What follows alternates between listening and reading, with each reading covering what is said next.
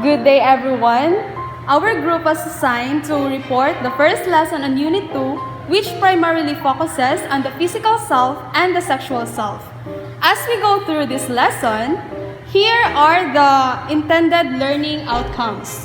So first, understand the concept of physical self and the sexual self. Second, examine the role of the sexual self in determining sexual identity, orientation, and expression. And lastly, define key terminology related to human sexuality, including but not limited to sexual orientation and gender identity. Next slide. So, self-concept includes a variety of dimensions that contribute to the development of our personal identity. It is important to recognize that the physical self and the sexual self both play a crucial role in shaping our self-perception and overall health. So, in this report, as I said earlier, we will examine the aspects and highlight their importance to our well-being. So, physical self. Physical self talks the whole body pictures of us that anyone are capable of seeing. So, the face one, the noticeable part of our body as we interact in our daily lives, because it is necessary to do it with eye-to-eye contact while we're talking. And I know most of you already asked this to yourself, that maganda ba ako? Gwapo ba ako? Because the world made a standard of what is being a beautiful or handsome.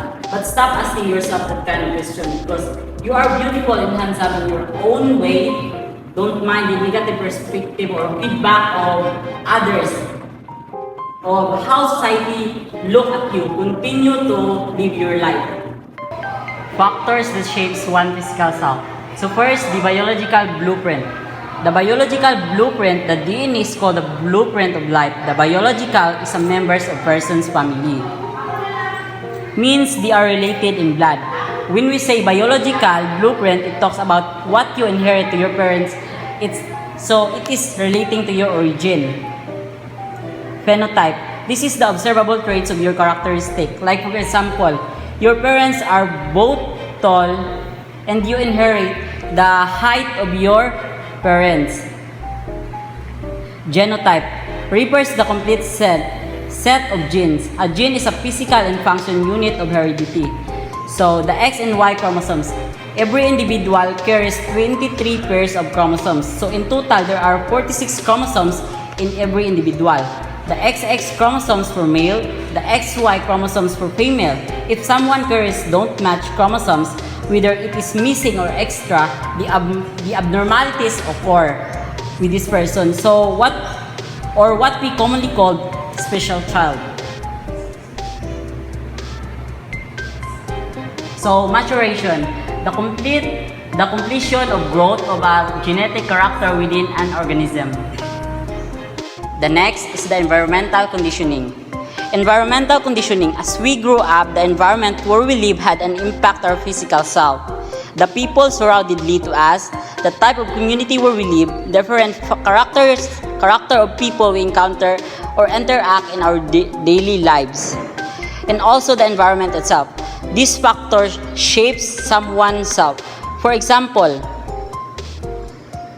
you grew up in a village that devoted to serve God, and now you already expect that the older helps you to become one of them because they want you to fit in. That community shapes you as a person bound by monastic vows or being religious because that was your practices in your village. The third factor that shapes one physical self is achieving physical well-being. The physical self is a canvas where body, mind, and environment converge. Healthy eating. Following a healthy diet results in healthy skin, ideal weight, and better stamina. In healthy eating, you need to eat vegetables, fruits, or you need to a healthy diet, eating lower calories and high protein. Embracing a healthy lifestyle. Physical activities such as walking, running, going on the gym, engaging in sport also contributes to a healthier body. You need to do physical activities like sports, playing basketball to improve your physical body. Maintaining proper hygiene. Taking care of your body consistently, following a hygiene regimen can also help you feel good about yourself. You need to maintain your proper hygiene to get better in socializing in people. Last is being confident. Being confident, be secure in yourself, embrace a positive outlook toward various situations and problems, and love and accept who you are. You need to be confident to socialize and make more friends, and you need to accept who you really are to being confident. So the next part of this lesson is the sexual self. So the sexual self refers to an individual's sexual health, sexual orientation, gender identity and expression, and values around sexuality. So sexual self it refers to how an individual's understanding, acceptance, and most importantly is how we express ourselves. Like for example, me as a girl or woman, I express myself through dressing, self-care, body language, and etc. So next slide, please. So sexuality. Sexuality has to do with how you identify, how and if you experience sexual and romantic attraction, and your interests in and preferences around sexual and romantic relationships and behavior. So in sexuality, of course, asserting your needs and preferences in relationship romantically. Next slide, please. So what are the four sexual concepts? First, we have gender identity. It is what is in the mind of an individual. It's about how individuals perceive themselves and what identity as, whether it's a male or female. Next one, we have the sexual orientation. To whom are you sexually attracted? So it's like a person's emotional, romantic, or sexual attraction to other people. So next is the gender expressions, how you move and what you wear. Gender expression, it is how a person expresses himself. For example, is how he behave through his clothing, hairstyle, and so on. And lastly, we have the biological sex, depends on hormones and genitalia. So this one refers to the physical characteristic of a person's body. There are four areas of sexuality: the physical, emotional, psychological, and the spiritual. First is the physical. Physical is the aspect encompasses bodily sensations, arousals, and sexual activity, reflecting physiological response like heart rate, blood flows, and nerve stimulations, and intimacy. These experiences are often influenced by sensory input, hormonal balance, and compatibility between the partners. Maintaining physical well-being in this aspect contribute to overall health and strengthen emotional and psychological connections with others. Second is the emotional. Emotional is the dimensions establishing trust, vulnerability, and emotions intimacy from a solid foundations for sexual connections, like love, passion, desire, and affections entertained with sexual experience while fostering emotional safety and effective communications depends upon between partners. The third one is the psychological. Psychological dimensions is primarily concerned sexual desire, needs, behaviors, and fantasy shaped by individual thoughts, beliefs, and attitudes. Building sexual confidence and comfort relies a factor for such as self-esteem, body image, and past experience. Lastly is the spiritual dimension. Spiritual dimensions, a study conducted by Michael M. 2012, revealed that sex can be viewed as a scared and transcendent experience enhanced through practice like meditations. Healthy sexual encounter create a sense of connections between heart, body, and spirit, where the external world fades away and pleasures become credits for sexual energy. In this part, we discussed the body, sexuality, and the self. Significance delving into how bodily experience shape identities and sexual within various contexts. First is the biological of self. Delves into complex interplay between psychological factors, genetic determinants, and individual sexual identities. When we are born, our sexual identities were shown. It's either we are a man or a woman. The next one is identity and gender orientation. How individuals preserve and express their sexual identities and gender orientations, considering personal experience, societal norms, and cultural influences. Sometimes our gender identity influenced by our surrounding. It's either you're homosexual or heterosexual and so on. The third one is the consequences of sexual choice. How individual sexual choices affect their well-being, relationships, and societal perceptions. Aiming to understand the broader implication of sexual self-determination. When we do a sexual intercourse, we need to think it wisely because there's always consequences in when we're doing that. Furthermore, responsible sexual behavior entails the following: respect for one's body, taking care of one's body, and avoiding activities that undermine one's worth and respect. Second, maturity in thoughts and deeds. Being objective, rational and calm instead of being swept by one's emotion. Third is being guided by one's personal beliefs and core values. An adolescent should always be grounded by his personal principles and self-worth. The last one is being future-oriented. Always weigh your actions now with possible consequences in the future. For the last part of this lesson, we will give some example for the 46 terms that describe sexual attraction, behavior, and orientation. So let us discuss first the allosexual. Example is John experiences sexual attraction to people of various genders. Second is the androsexual. Ito yung mga tao na or yung mga babae na attracted sa masculinity. Like kapag nakakita sila ng people with masculine is parang nabubuhayan sila. Third is the asexual. So, ito yung mga tao na hindi nakaka-feel ng sexual attraction to other people. Next is the aromantic.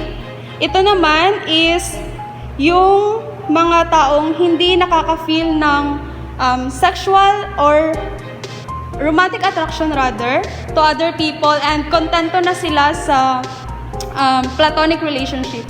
When we say platonic relationship, ito yung nagkikare kayo sa isa't isa pero walang nabubuong romantic na attraction sa inyong dalawa. The best example of this is our relationship with our friends and our family. Next is the autosexual. Ito naman yung mga lalaki na kontento na sila sa sarili nila. Hindi nila kailangan ng ibang tao para masatisfy yung mga needs or mga sexual needs nila. And the next is the autoromantic. Ito yung opposite ng autosexual because autosexual is for male and the autoromantic is for female. Same lang sa autosexual na hindi nila kailangan ng ibang tao to feel their needs of sexual needs. And the bi-curious, these are the people na curious pa talaga kung ano yung orientation nila. Like, they are open in exploring attraction to multiple genders. Next is the bisexual, people na attracted to both men and women. Next is the biromantic. Ito yung mga taong nakaka-feel ng romantic attraction sa mga individual with multiple genders. Next is the closeted. Closeted, ito yung mga tao na kumbaga hindi pa nakakalabas sa mga comfort zone nila, like natatakot sila na ipakita or ipakita sa ibang tao kung ano talaga sila kasi they have the fear of discrimination from other people. And coming out is the opposite of the closeted because coming out is yung mga tao na confident na ilabas kung ano talaga sila kasi they have the feel of security na matatanggap sila at susuportahan sila ng mga taong nakapaligid sa kanila.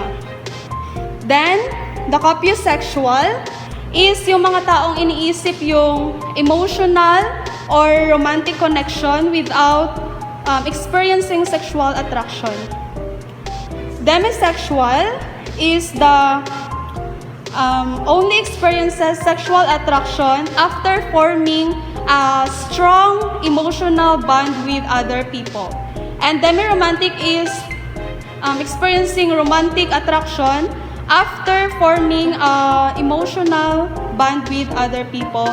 Next is the fluid, is the understanding of sexuality evolves over time, reflecting their fluid sexuality that can change in different situations. Kumbaga, parang yung sexuality nila is nakadepend upon the situation.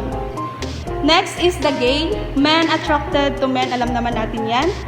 So, gay sexual, ito yung mga lalaki na nakaka-experience ng both romantic and sexual interest sa kapwa nila lalaki.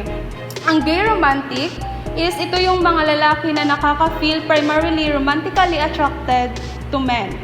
And gynesexual is yung mga babae na attracted sa femininity regardless of the gender. And lastly, for my part, is the heterosexual, yung mga tao na attracted to opposite gender like man attracted to woman and woman attracted to man. Homosexual. Ito ang mga tawag sa mga taong pangunahing naaakit sa kanilang parehong kasarian. Next is the lesbian. Lesbian, ito ang tawag sa mga babaeng naaakit sa kanilang kapwa babae. Next is the LGBTQA+. Ito ang tumutukoy sa mga individual na hindi nakakapagkilalang eksklusibo na heterosexual or cisgender. Kasama dito ang iba't ibang uri ng sexual orientations at gender identity. Libidious asexual. Ito ang mga taong mayroong sexual desire o libidious pero hindi naaakit sa iba. Next is the monosexual. Monosexual, ito ang tawag sa mga taong naaakit sa isa lamang na kasarian tulad na lamang na isang taong naaakit lamang sa kalalakihan o kababaihan. Next is the non-libidious asexual. Ito ang mga taong nagkakaroon ng sexual desire o libidious at hindi naaakit sa iba. Next is the omnisexual. Omnisexual, ito ang tawag sa mga taong naaakit sa lahat ng kasarian o sexualidad. Pansexual. Ito ang tawag sa mga taong naaakit sa ibang tao kahit pa ang kanilang gender identity o biological sex. Panromantic. Panromantic ang tawag sa mga taong nagkakaroon ng romantic attractions sa iba kahit pa sa kanilang kasarian. Polysexual. Polysexual ang tawag sa mga taong naakit sa iba't ibang kasarian ngunit hindi kailanman sa lahat ng kasarian. Homosexual. Homosexual ang tawag sa mga taong hindi sumasang-ayon o paiba-iba ang tradisyon na sexual orientations at identity. Passing. Passing ito ang tawag sa mga taong tinuturing ng iba na isa silang ibang kasarian, lahi o identity kaysa sa kanilang tunay na pagkakakilanlan. Ang last na aking part ay ang queer. Queer ito ang isang term na ginagamit upang ilarawan ang mga taong hindi heterosexual o cisgender na sexual orientations at gender identities. Ito ang ginagamit bilang isang pagkakakilanlang termino para sa LGBTQ community. So next one is questioning. Refers to individuals in the process of determining their sexual orientation and or identity. So it is like an exploration of one's individual gender identity. Ito yung mga tao na kine-question nila yung identity nila. So ang ginagawa nila is nag-explore sila through sexual activities. So next one is the romantic attraction. So when a person has an intense longing and affection for another individual. So next is romantic orientation. It's about who you want to be affectionate or fall in love with. So when a person is emotionally attracted to a specific gender identities. Next one is sapiosexual. Describes someone who is attracted to intelligence or intellect in others. So when a person is attracted based on intelligence or intellect. So next one is sexual attraction. A feeling of desire or interest in engaging in sexual activities with another person. So in other words, when a person desires for physical and intimate connection with one another. So next one is sex averse. Refers to individuals who experience discomfort, repulsion, or aversion towards engaging in sexual activities. So it is an avoidance or when a person is not into sexual activities and intimacy. So next one is the sex favorable. So it is the opposite of sex abuse. So it describes individuals who have a positive or favorable attitude towards engaging in sexual activities. So it has a positive attitude when a person is engaging in sexuality and intimacy. So next one is sex indifferent. Refers to individuals who have a neutral or indifferent attitudes towards engaging in sexual activities. So this one, when both an individual has a neutral stance on sexual activities or intimacy. Next one is sexual orientation or sexuality. Refers to an individual's enduring pattern of romantic or sexual attraction to people of the same gender, different gender, or multiple gender. So it refers to an individual's sexual preferences, attractions, and orientation. Next one is the sex repulse. Describes individuals who experience strong feeling of aversion, discomfort, or disgust towards engaging in sexual activities.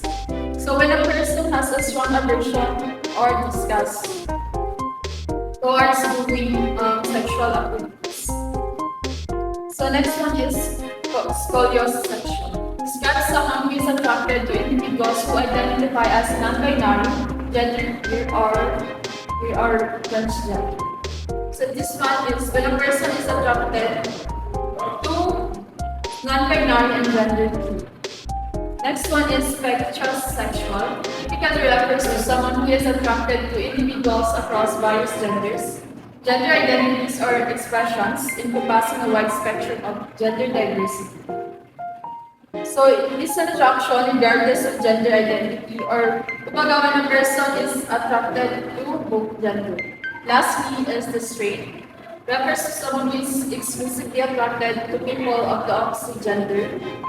Or when a person is attracted to opposite gender or as sexes, for example, is female to male and male to female. That's it. So while sexual orientation and gender identity are separate concepts, They are intertwined in human experiences. Sexual orientation pertains to emotional connections and attractions rather than self-identification as male, female, or another gender. On the other hand, gender identity impacts how individuals express their sexual orientation and navigate relationships. Despite their distinctions, acknowledging and valuing both is crucial for comprehending the intricate nature of human diversity.